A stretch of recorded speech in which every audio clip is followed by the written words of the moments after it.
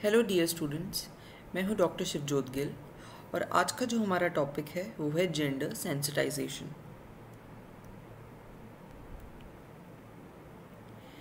आज हम डिस्कस करेंगे about what is gender and gender role, what is the difference between gender and sex, why gender sensitisation is important, saying no, what is good touch and bad touch, psychophysiological impact of gender difference।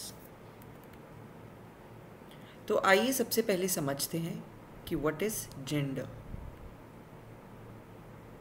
The fact of being male और female. Gender का मतलब है पुरुष या स्त्री होना। Gender refers to the characteristics of a woman, men, girl and boys that are socially constructed। Gender एक socially constructed term है। समाज में हमें जेंडर हेल्प करता है ये समझने में the difference between girl and a boy, man and a woman. हालांकि ये जो डिफरेंसेस हैं ये शारीरिक हैं, क्योंकि फीमेल्स एंड मेल्स की जो बॉडी है वो बायोलॉजिकली डिफरेंट होती है। पर हमें ये समझना बहुत ज़रूरी है बच्चों कि मेल्स एंड फीमेल्स की जो रिस्पॉन्सिबिलिटी है, जो सोसाइटी में इनका रोल है, वो इक्वल है। जेंडर महिलाओं, पुरुषों, लड़कियों और लड़कों की विशेषताओं को संदर्भित करता है जो सामाजिक रूप से निर्मित है। तो आइए अब समझते हैं कि what is the difference between sex and gender. जैसा कि मैंने आपको बताया, जेंडर एक कल्चरली डिफाइंड टर्म है। समाज में हम किसी को मेल या फीमेल, लड़का या लड़की के नाम से जानते हैं, पर जो सेक्स है वो बायोलॉजिकल है। जैसे कि क्रोमोसोम्स, रिप्रोडक्टिव ऑर्गन्स और हार्मोन्स दोनों मेल और फीमेल के डिफरेंट हैं।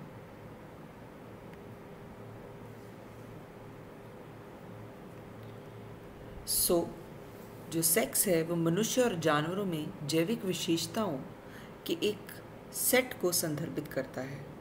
ये मुख्य रूप से क्रोमोसोम, जीन अभिव्यक्ति, हार्मोन के स्तर और कार्य और प्रजनन, यौन शरीर रचना सहित भौतिक और शारीरिक विशेषताओं से जुड़ा हुआ है। जेंडर सामाजिक रूप से निर्मित भूमिकाओं, व्यवहारों, अभिव्यक्तियों, लड़कियों, महिलाओं, लड़कों, पुरुषों और लिंग विविध लोगों की पहचान को संदर्भित करता है।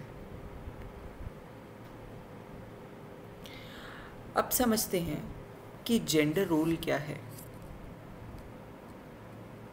जेंडर रोल में हम ये डिफाइन करते हैं, ये जेंडर रोल का मतलब ये है जिसमें हम दोनों लिंग, दोनों जेंडर्स की समाज में जो डिफरेंट रोल्स हैं हम उनको डिफाइन करते हैं। This includes norm, behaviour and role associated with being a woman, man, girl और boy, as well as relationship with each other.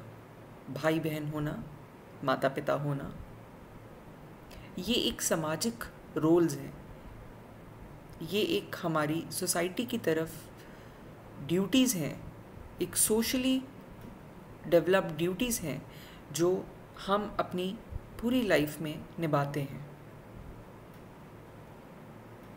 इसमें एक महिला, पुरुष, लड़की या लड़का होने के साथ साथ एक दूसरे के साथ संबंध, मानदंड, व्यवहार और भूमिकाएं शामिल हैं। ज़्यादातर क्या होता है कि हमें सोसाइटी में जेंडर रोल के बेसिस पे डिफरेंस किया जाता है।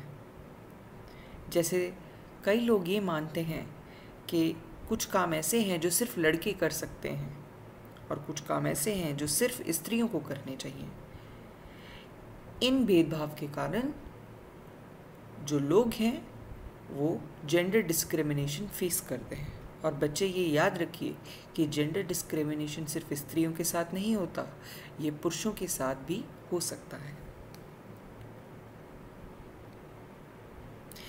तो ये जेंडर डिस्क्रिमिनेशन का कारण है क्या? सबसे बड़ा कारण है स्टीरियोटाइप। किसी भी स्थान, व्यक्ति के बारे में रूढ़वादी धारणाएं जो कई लोगों का मानना है कि सच है। कुछ ऐसे विचार, कुछ ऐसे थॉट्स हमारी सोसाइटी में जो हमारे लोगों में हैं, जो कि एक हेल्दी इन्वायरमेंट क्रिएट नहीं करते, जो कि लिंग भेदभाव करते हैं, उसका कारण जो है वो है स्टीरियोटाइप। जैसे कि आप इस पिक्चर में देख सकते हैं, हम ज़्यादातर ये सोचते हैं कि जो मेन हैं, जो आदमी हैं, वो गलत हैं, वो पर्वर्ट हैं, वो बुरे हैं। ये ऐसी धारणाएं कुछ गलत धारणाएं हैं जो जेंडर डिफरेंस क्रिएट करती हैं। और एक दूसरी पिक्चर में आप देख सकते हैं कि जैसे कुछ बच्चे क्रिकेट खेल रहे हैं और वहाँ पे जो मैच देखने आए हैं उनमें से एक आदमी बोलता है कि this is a game for boys, ये खेल लड़कों के लिए है। तो जब हम ऐसे विचार धारणाएं समाज में बनाते हैं, हम इन्हें स्टीरियोटाइप्स कहते हैं, और इन्हीं के कारण जेंडर डिफरेंस क्रिएट होता है। बचपन में ज़्यादातर जो बच्चे हैं वो ये जेंडर डिफरेंस समझ नहीं पाते। तो ये बहुत ज़रूरी है बच्चों को समझना कि जब वो गलत स्पर्श या एहसास महसूस करें तो वो जल्द से जल्द अपने करीबी लोगों को बताएं।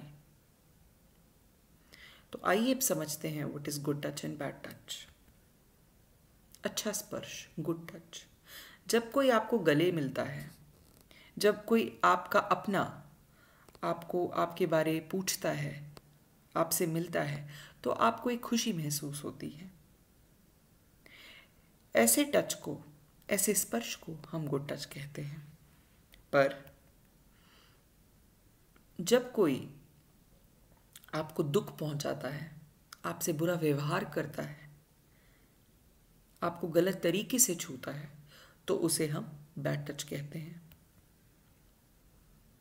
जब हमें कोई भी स्पर्श करता है तो हमें अंदर से महसूस होता है, पर कुछ ऐसे स्पर्श भी होते हैं जो हमें अनकंफर्टेबल करते हैं, जो हमें अच्छे नहीं लगते, जो हमें दुख की, डर की भावना पैदा करते हैं। तो ऐसे टच बैड टच कहलाते हैं।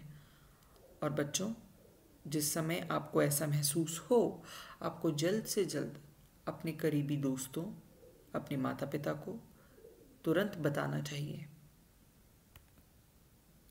बचपन में जब बच्चे ग्रो करते हैं, चाहे वो गर्ल हो या बॉय हो, हमारे कुछ बॉडी पार्ट्स हैं जो बहुत सेंसिटिव होते हैं।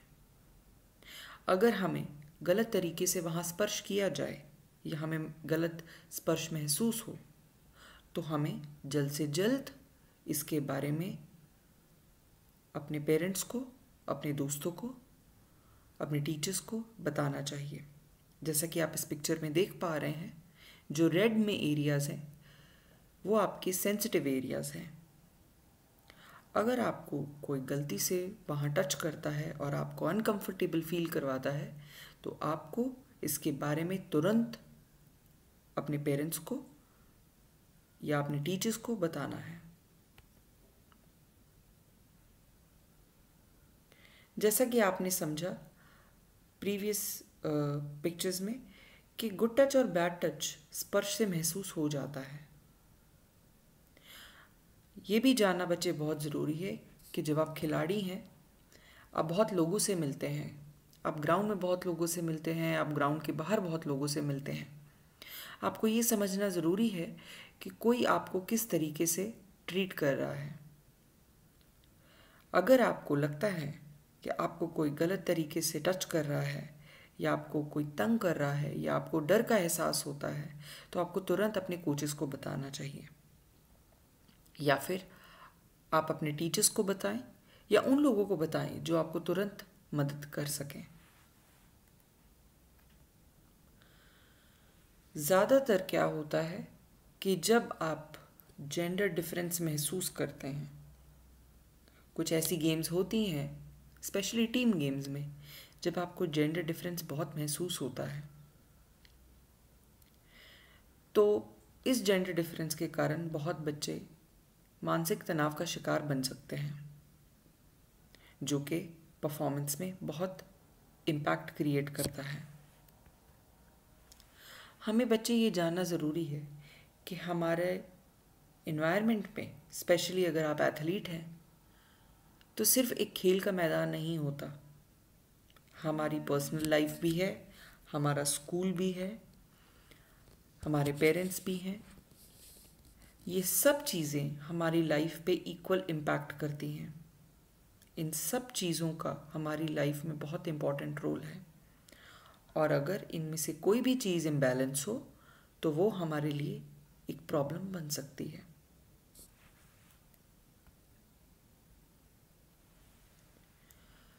स्पोर्ट्स एंट्रैपमेंट, ये एक बहुत ही इम्पॉर्टेंट फैक्टर है बच्चों आपको समझने के लिए। चाहे आप किसी भी जेंडर के हों, चाहे आप मेल हों चाहे आप फीमेल हों, ज़्यादातर ये देखा गया है कि स्पोर्ट्स में लड़कियां जो हैं वो स्पोर्ट्स एंट्रैपमेंट का बहुत जल्दी शिकार होती हैं, और वो बहुत जल्दी ये रियलाइज़ भी कर लेती हैं कि उनको बर्नआउट हो रहा है, कि वो थक रही हैं, कि वो अपनी बॉडी को और पुश नहीं कर सकती, कि उनको डिस्क्रिमिनेट भी किया जा रहा है, उनको गलत तरीके से ट्रेन भी किया जा रहा है, पर फिर भी वो अपनी प्रैक्टिस में लगी रहती हैं। पर ऐसी कुछ प्रॉब्लम्स जो हैं, जो लड़के हैं वो कभी एड्रेस नहीं करते या खुल के बता नहीं पाते। तो बच्चों ये बात जाननी ज़रूरी है, चाहे आप लड़का हो चाहे आप लड़की हो, खिलाड़ी हमेशा अपनी बात को अपने टीचर्स में, अपने कोचेस में, अपने फ्रेंड्स में एक्सप्रेस करता है, और ये करना बहुत ज़रूरी है।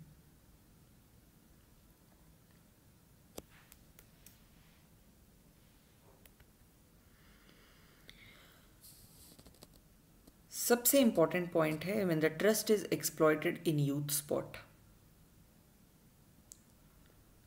अगर आपके साथ जेंडर डिफरेंस होता है, अगर आप अपनी कोई पर्सनल बात अपने टीचर्स, कोचेस, फ्रेंड्स को बताते हैं और आपको लगता है कि उस बात का मजाक बनाया जा रहा है या आपको तंग किया जा रहा है या आप पे कोई चीज़ फोर्स की जा रही है, then your trust is exploited.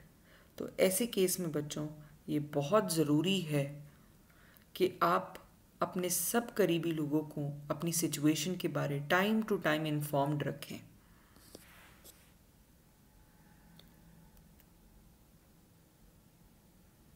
Psychophysiological impact of gender discrimination. Psychophysiological का मतलब है कि हमारे मानसिक और शारीरिक फंक्शंस पे जेंडर डिस्क्रिमिनेशन का क्या इम्पैक्ट होता है।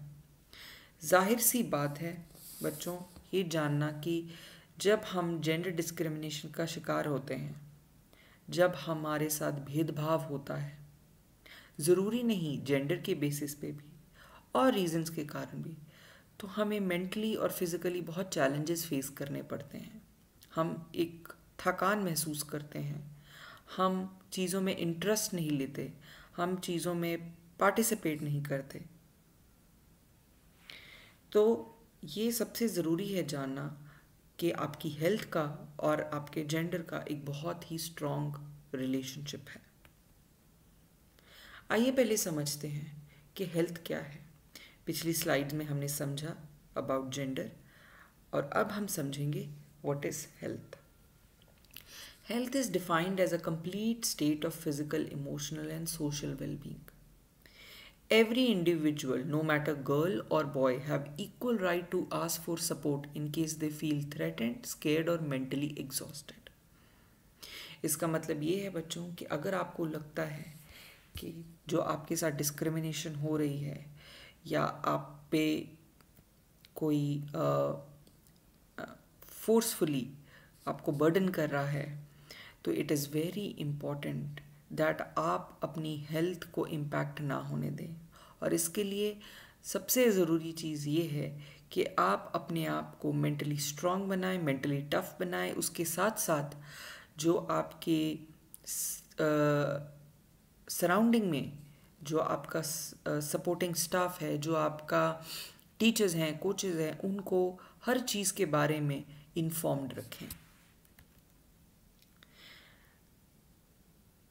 तो हेल्थ क्या है? मानसिक विकार व्यक्तियों के स्वास्थ्य संबंध बर्तावों को प्रभावित करते हैं और इस तरह शारीरिक रोग के जोखिम को बढ़ाते हैं। अगर आप मेंटली स्ट्रेस लेंगे, आप टेंशन लेंगे, कोई ऐसी बात है जो आप बता नहीं पा रहे हैं, तो वो आपको मेंटली बहुत ही तंग करेगी।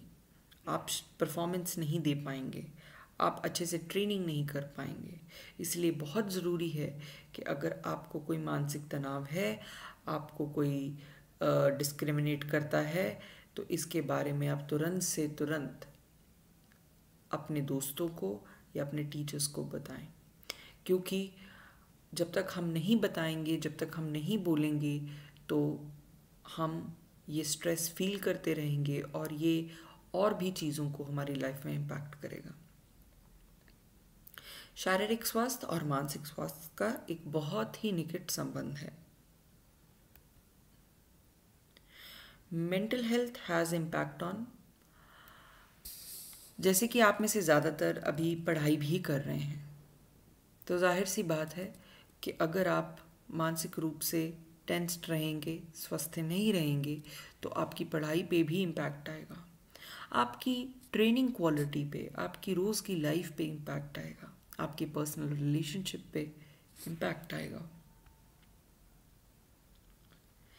कुछ कॉमन जो साइंस हैं जब आपको मानसिक तनाव होता है या आपको लग रहा है कि आप किसी चीज़ के बारे में बहुत वरिड हो, तो वो कुछ साइंस हैं जैसे कि धड़कन बढ़ना, हृदय का संपदन बढ़ जाता है, सांस बढ़ जाती है, आप कांपते हो, घबराते हो।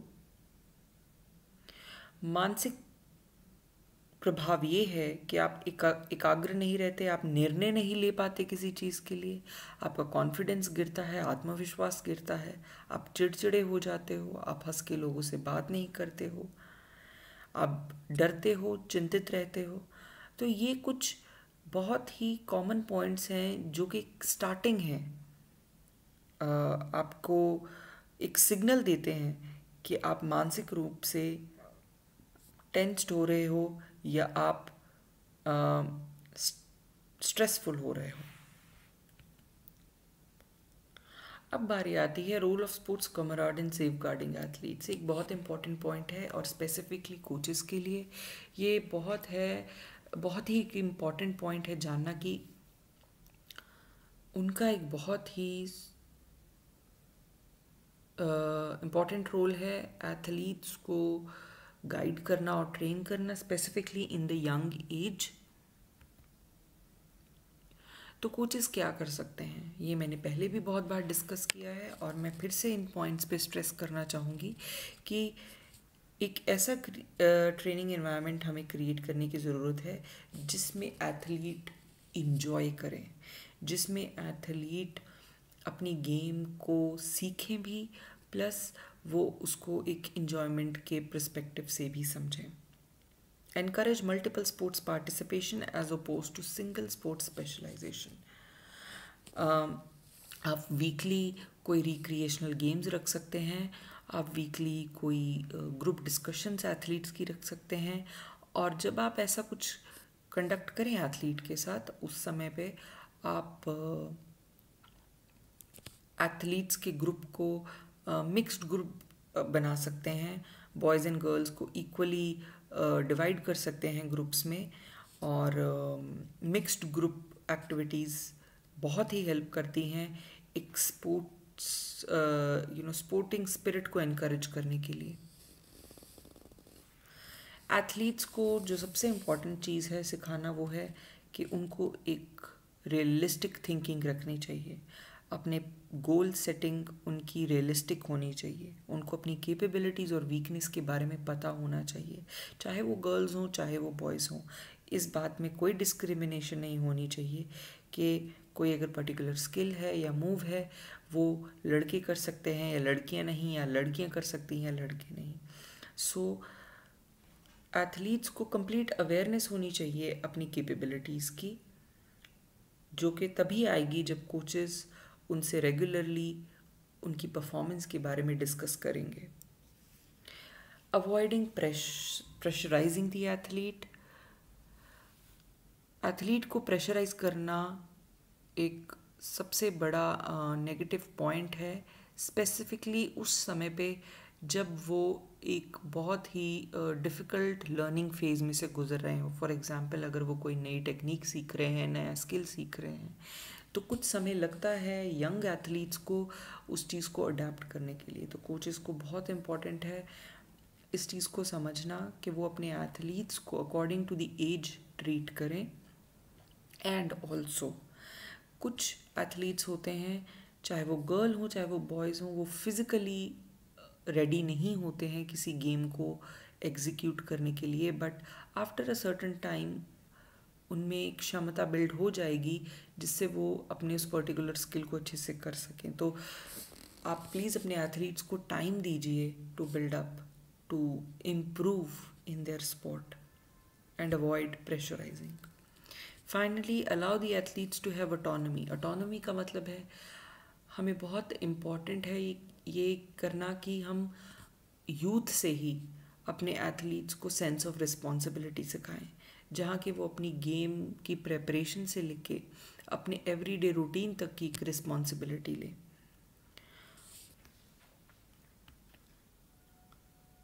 कुछ एक्सरसाइजेस, ये बहुत ही कॉमन एक्सरसाइजेस हैं और बहुत ही डिफरेंट वेज में यूज़ होती हैं, पर कोचेज़ इन एक्सरसाइजेस को यूज़ कर सकते हैं, specially when they are teaching the youth, young generation. So first is imagery, right. बहुत सी ऐसी चीज़ें होती हैं जो हम मेंटली इमेजिन करते हैं जेंडर के अकॉर्डिंग। फॉर एग्ज़ाम्पल, जहाज़ उड़ाना, तो हम जनरली सोचते हैं कि एक मेल है वो जहाज़ उड़ा सकता है। खाना पकाना, तो हम ये सोचते हैं कि खाना सिर्फ एक फीमेल बना सकती है।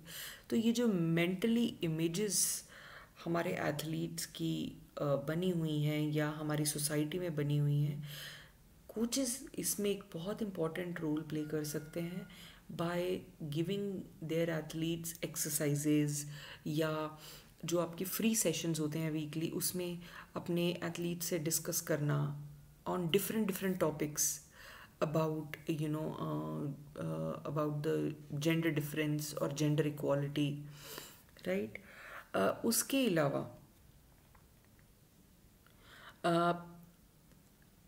एथलीट्स को अगर हम एक साथ ट्रेन करें मिक्स्ड ग्रुप में, जैसे कि मैंने पहले बोला, तो ये जो एक मेंटालिटी है और जो ये एक माइंडसेट है जेंडर डिफरेंस का, वो बहुत कम हो सकता है। स्टार्ट टू टॉक, बच्चों के लिए ये बहुत ही इम्पॉर्टेंट पॉइंट है। It is very important for you to start talking. Start talking का मतलब ये है कि आपको अपनी फीलिंग्स के बारे में आपको कैसा महसूस होता है, आपको ये एक्सप्रेस करना ग्राउंड में बहुत इम्पॉर्टेंट है। Also to your coaches and to your parents. अगर आप बोलना शुरू करेंगे, आप बताना शुरू करेंगे, आप हेजिटेट नहीं करेंगे, तभी दूसरा पर्सन जान पाएगा कि आप किस प्रॉब्लम से गुजर रहे हैं। Language and terminology, this is very important for the coaches. आपकी लैंग्वेज, आप किस तरीके से अपने एथलीट को बुलाते हैं, आप क्या उनको उनके नाम से बुलाते हैं या क्या आप उनको कोई और नेम से बुलाते हैं, ये बहुत ही एक इम्पॉर्टेंट रोल प्ले करता है to create a unity in the game, to create a unity in the sport, चाहे आप गर्ल्स को ट्रेनिंग दे रहे हो बॉयज़ को। सो अपनी लैंग्वेज, अपनी टर्मिनोलॉजी को आपको न्यूट्रल रखना बहुत इम्पॉर्टेंट है for the coaches then being discriminatory. And finally मैं ये बोलना चाहूँगी कि जेंडर इक्वालिटी और जेंडर डिस्क्रिमिनेशन ये एक ऐसा विषय है जिस पे हम जितनी डिस्कशन करें उतनी कम है, पर आखिर में हमें ये समझना ज़रूरी है कि now we are in the 21st century and it is very important for us to understand that everything that is there around us, every sport, both men and women have the equal capacity to perform. Nobody is less than the other. Hence, इस equality को समझना बहुत ज़रूरी है.